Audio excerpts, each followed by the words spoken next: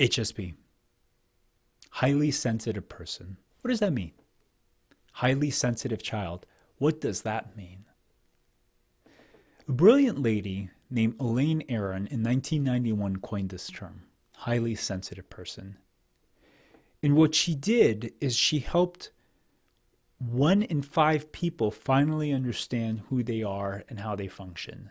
She gave a gift to so many of us, and I'm one of them. I'm one of them that has benefited from all of the wonderful work that she has done to actually help essentially categorize and create understanding around this subset of our population. You see, us HSPs, and you may be one of them, or you may have a child who is one of them, we're wired differently. We notice more things. We take in more information. We're more sensitive. We're more aware, which is not always a good thing.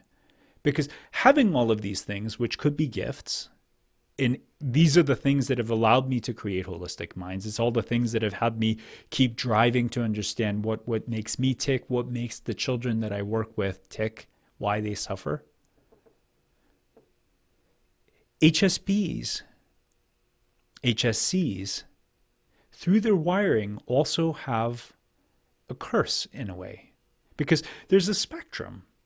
There are those who are just sensitive, but they can function just fine. They can be in most environments, not a big deal. At some point, they get overwhelmed and they just, go on their way. And that's kind of where I am. I'm kind of in the middle. Example, for my own wedding, there was a period of time that literally my brain was just going completely haywire. And after 4 hours of music, loud music, and interacting with everyone, all I wanted to do was retreat. All I wanted to do was just go.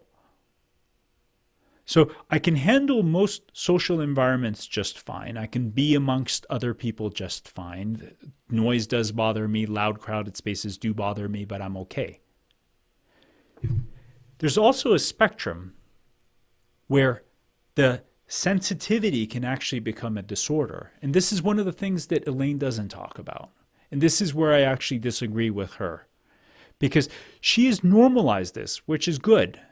But it's also bad because we also call those who suffer as they're sensitive. And that's not true. It's not true because there are things we can do to help.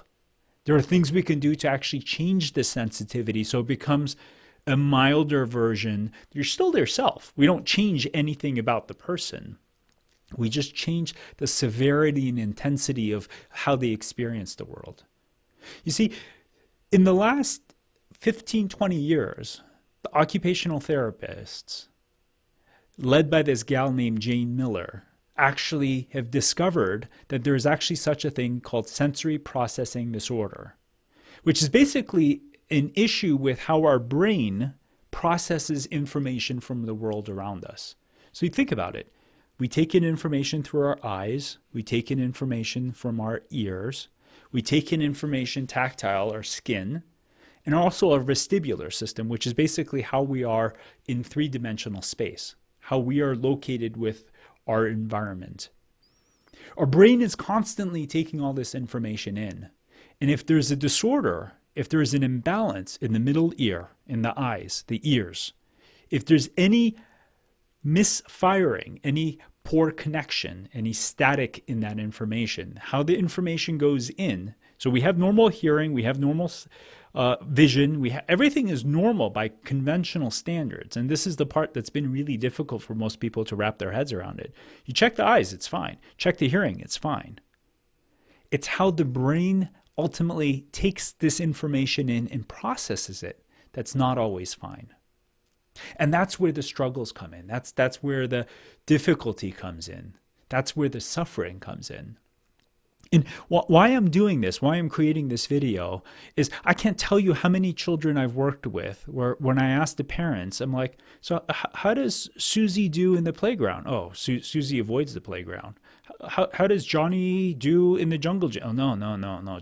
Johnny avoids the other kids because it just bothers them. So he prefers to play by himself. He's the quiet child. He's the indoor child. He's the thinker. You know, we throw these terms at these kids because we want to normalize what's happening to them. But when you think about it, Why would a 5-year-old not want to be in the playground running with all the other kids? Why would they not want to be engaging and screaming and playing and be wholeheartedly engaged with other children? There's a reason for that. It's because they can't handle it. It's because they become overwhelmed. They withdraw because they need to protect themselves. And why would we normalize this when our occupational therapists have the tools to actually rewire the brain and help these children be comfortable? Because, it's not just them playing in the playground. It's not just them being able to engage with other children. It turns out that 25% of ADD, at least in my experience, is a sensory processing disorder. And we put these kids on medications, except when you really drill down into it, 1 in 4 children that are labeled with ADD, ADHD actually cannot process information.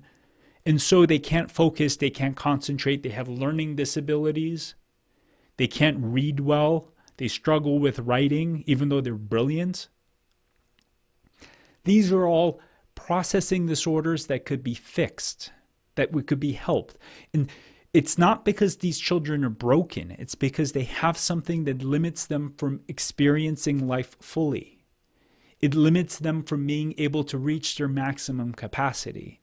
And why I disagree with Elaine is because when we normalize this, we say, well, this handicap is okay. It just needs to be there. It's fine. The kid will ultimately do fine. And yes, they will do fine. But then it becomes part of that child's identity that I can't read well. I just don't do well in crowded spaces. And that's their self-image, which is what we've done to society. And again, it's not that all kids are on this extreme, but I would also venture and say that more kids are in this part of the spectrum than we realize. And it is not us doing any justice to this population to say everything is normal when there's this much suffering that's happening and we can do something about it.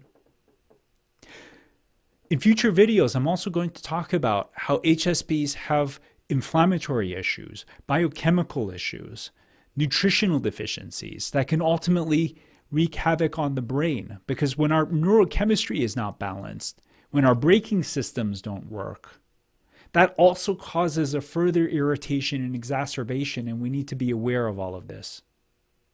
So I want to share this with you because there's too many people that are labeled as, well, that's just how they are. He's just an indoor child. He just likes to play quietly. He's ADD. And we're just labeling these things. We're normalizing these things because we don't have any way of understanding it, except there's so much information out there when we know how to tap into it. And that's what I want to give you. I want you to be able to tap into this information. I want you to share this information with other people. Because these kids don't need to suffer. Adults don't need to suffer.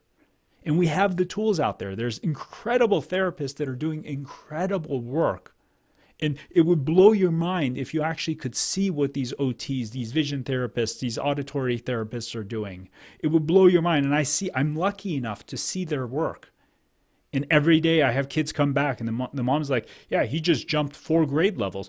Oh, he's no longer ADD. He's sitting in the classroom focusing perfectly. Oh, he's running into the playground and playing with other kids for the first time. I don't know what happened. These are all possibilities. And these are possibilities that then change the child's life for the rest of their life. Let's make the world a brighter place for these kids. So share this information, please. And hang out because soon we'll have another video talking about these other elements of HSPs. Thanks for listening. This is Dr. K from Holistic Minds.